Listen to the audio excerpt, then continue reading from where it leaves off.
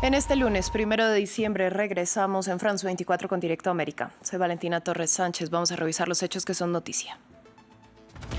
El presidente Emmanuel Macron recibió a su par ucraniano en el Palacio del Elíseo. En medio de las negociaciones, el líder francés aseguró que solo Ucrania puede decidir sobre su territorio, mientras que su invitado destacó que Rusia es la que debe acabar con los ataques. Avanza la jornada en Honduras en medio de la expectativa por los resultados preliminares de la jornada electoral.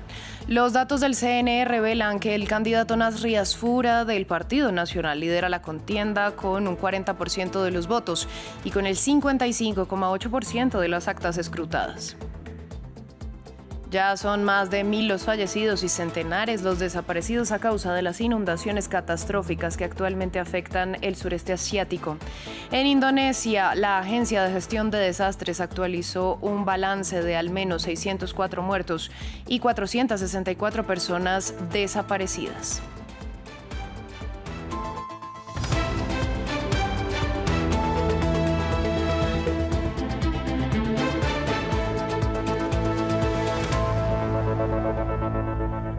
Damos inicio en Francia. En medio de las negociaciones entre Ucrania y Rusia, el presidente ucraniano Volodymyr Zelensky fue recibido por el presidente francés Emmanuel Macron en el Palacio del Elíseo, en una reunión que se centraba en buscar condiciones para una paz justa y duradera en Ucrania y también sobre defensas aéreas. Ambos líderes mantuvieron contacto con el negociador de Estados Unidos, Steve Witkoff. La actual situación es una en la que los Estados Unidos están jugando el rol de mediadores y quisiera dar la bienvenida a estos esfuerzos impulsados por la administración estadounidense. Y Estados Unidos, como Ucrania y como todos los europeos, estamos buscando la paz. Este es un momento importante para Francia. Decir que estamos aquí para respaldar a Ucrania, asegurarnos que su identidad no va a ser eliminada. Fue Rusia la que empezó la guerra. Rusia es el único país que puede terminar esta guerra. Hemos estado recibiendo una gran ayuda al intentar poner fin a esta guerra con garantías de paz. Rusia ha minado todos los intentos previos de negociar, de mantener paz. Han roto promesas y por eso es que Ucrania, todos nosotros necesitamos unas fuertes garantías de paz, unas fuertes garantías de seguridad. Mientras tanto, en terreno, al menos 4 personas fallecieron y 40 resultaron heridas en Dnipro como consecuencia de los ataques rusos con un misil, según informaron las autoridades ucranianas. Los servicios médicos de emergencia y los bomberos que trabajaron en el lugar informaron que el bombardeo también provocó daños materiales en una gasolinera, un edificio de oficinas y 49 automóviles. La jefa de la diplomacia europea, Kaja Kallas, también se refirió al conflicto en Ucrania. En declaraciones a la prensa, defendió la integridad territorial, pero al mismo tiempo señaló que Kiev tendrá que hacer concesiones. Me temo que toda la presión recaerá sobre la víctima, que Ucrania tendrá que hacer concesiones y obligaciones, mientras que para lograr la paz no debemos olvidar que es Rusia quien inició esta guerra y quien la continúa, y Rusia ataca a la población y a la infraestructura civil a diario para causar el mayor daño posible. Cambiamos de tema, vamos a Honduras. El país continúa expectante ante el conteo preliminar de votos que da la ventaja a Nasri Asfura, candidato del Partido Nacional, quien recibió el apoyo de Donald Trump.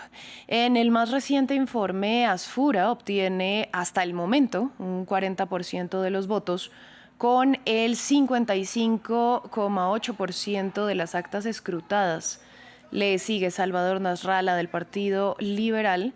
Y en tercer lugar se encuentra la candidata del oficialismo, Rixi Moncada. Recordemos que Asfura es el aspirante del mismo partido del expresidente Juan Orlando Hernández, condenado en Estados Unidos por narcotráfico y quien podría ser indultado por el jefe de Estado estadounidense. Justamente vamos a Estados Unidos. Tanto la Cámara de Representantes como el Senado iniciaron investigaciones sobre un segundo ataque contra una embarcación sospechosa de transportar drogas en el Caribe en septiembre, en el que murieron 2 supervivientes de un ataque inicial. Según un reporte publicado el viernes por el Washington Post, el secretario de Guerra, Pete Hegseth, ordenó un segundo ataque para matar a todos los que iban a bordo. Algunos expertos jurídicos han afirmado que si la información del Washington Post es cierta, el bombardeo podría constituir un crimen de guerra. Estados Unidos ha matado al menos a 83 personas en ataques contra embarcaciones en el Caribe y el Pacífico, acusadas de transportar narcóticos.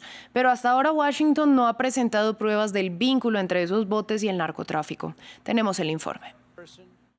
Un informe periodístico que ha aumentado la presión del Congreso sobre el presidente de Estados Unidos. El viernes, The Washington Post afirmó que el ejército perpetró un ataque de seguimiento contra una lancha sospechosa de transportar drogas en el Caribe, cumpliendo la orden del secretario de Defensa de matar a toda la tripulación. Ahora, el Congreso ha iniciado investigaciones sobre el segundo ataque del 2 de septiembre y la supuesta orden de Pete Hegseth de matar a los 2 supervivientes del primer bombardeo, que según algunos expertos jurídicos podría constituir un crimen de guerra. El domingo, Trump negó tener conocimiento del segundo ataque.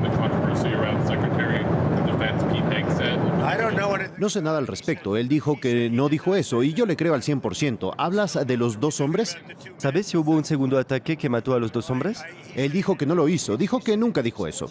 El del 2 de septiembre fue el primero en una serie de ataques contra presuntas embarcaciones de narcotraficantes. Hegseth insiste en que los bombardeos son legales. Sin embargo, los expertos de la ONU los han calificado de ejecuciones extrajudiciales, al igual que Caracas, que confirmó que había venezolanos entre las víctimas y anunció una comisión especial que investigará los ataques.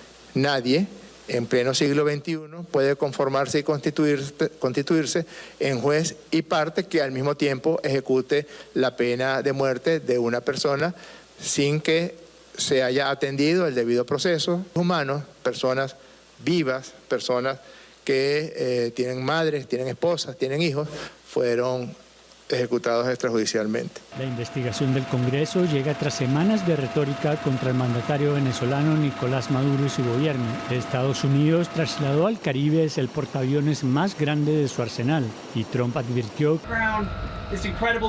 que el espacio aéreo sobre Venezuela debe considerarse clausurado y que comenzará a perseguir a los narcotraficantes por tierra muy pronto.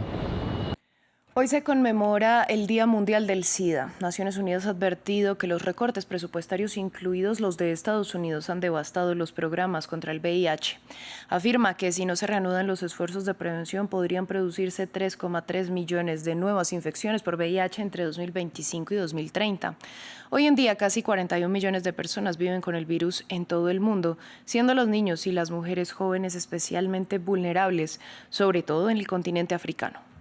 Tras décadas de avances, la ONU ha advertido de que la lucha contra el VIH se encuentra en una encrucijada. Antes del Día Mundial del SIDA, la directora ejecutiva de ONU-SIDA declaró que los recortes en la financiación internacional, incluidos los de Estados Unidos, han obstaculizado la respuesta mundial al VIH. Since the abrupt pause by the United States in February, desde la repentina pausa de Estados Unidos en febrero, el complejo ecosistema que sustenta los servicios relacionados con el VIH en docenas de países de ingresos bajos y medios se ha visto sacudido hasta sus cimientos. Las clínicas cerraron sin previo aviso, miles de trabajadores sanitarios se enfrentaron a la pérdida de sus puestos de trabajo o de sus salarios, y los servicios de pruebas, tratamientos y prevención que salvan vidas sufrieron interrupciones generalizadas y continuas. Experienced widespread and continuing disruption. Según ONU-SIDA, la distribución de medicamentos preventivos se redujo drásticamente desde los recortes. Disminuyó un 31% en Uganda, un 64% en Burundi y un 21% en Vietnam. Hoy en día, casi 41 millones de personas viven con el VIH en todo el mundo. El año pasado se produjeron 1,3 millones de nuevas infecciones y alrededor de 9 millones de personas siguen sin recibir tratamiento.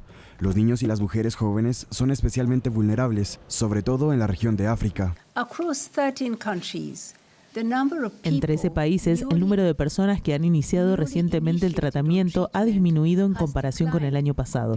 Se han registrado casos de agotamiento de suministros de kits de pruebas del VIH y medicamentos en países como Etiopía y la República Democrática del Congo. Los servicios de prevención, que ya estaban sometidos a una gran presión antes de la crisis, han sido los más afectados. ONU-SIDA ha advertido que el fracaso en la recuperación de los esfuerzos de prevención podría dar lugar a 3,3 millones de nuevas infecciones por VIH entre 2025 y 2030. Nos dirigimos ahora al Líbano, donde el Papa León XIV realizó su segunda jornada de visita oficial en el país del Cedro. Entre las etapas más destacadas de su recorrido están su visita a la tumba de San Charbel, importante santo libanés, y al santuario de Harissa. Los detalles en el siguiente informe de Maxime Pluvine. Segundo día de visita oficial del Papa León XIV en Líbano. El sumo pontífice llegó primero en el papamóvil al monasterio de San Marón. Rezó sobre la tumba de San Charbel, un destacado santo maronita libanés del siglo XIX. Él no viene solo por nosotros los cristianos, viene por todo el Líbano. Esperamos que todos se mantengan unidos y que este país pueda vivir en paz y con amor, y eso es todo. El Papa hizo un llamado para la paz en el país, donde los bombardeos israelíes contra Hezbollah arrasaron al sur.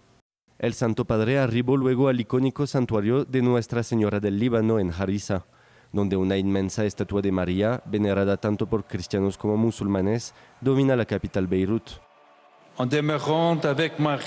Es estando con María junto a la cruz de Jesús que nuestra oración, ese puente invisible que une corazones, nos da la fuerza para seguir esperando y trabajando, incluso cuando estamos rodeados por el ruido de las armas.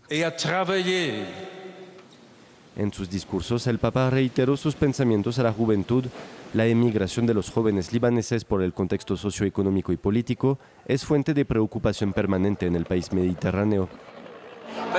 Espero que la gente se una por el bien de la paz y por el bien del Líbano y de su juventud, porque hay mucha emigración, muchos se están yendo, así que espero que podamos hacer algo por ellos para que permanezcan en su país. Por la tarde, el Papa presidió un encuentro interreligioso en la capital. Líbano es el único estado árabe con un presidente cristiano, aunque cuenta con 18 comunidades reconocidas. Vamos a Asia porque ya son más de 1.000 los fallecidos y centenares los desaparecidos a causa de las inundaciones catastróficas que actualmente afectan al sureste asiático. En Indonesia, la Agencia de Gestión de Desastres actualizó un balance de al menos 604 muertos y 464 personas desaparecidas. Los detalles en el siguiente reporte. Poco a poco, el agua se retira de esta aldea indonesia en la isla de Sumatra, dejando atrás un paisaje devastado. Un espeso lodo cubre todo, haciendo la tarea de recuperar cualquier cosa aún más difícil.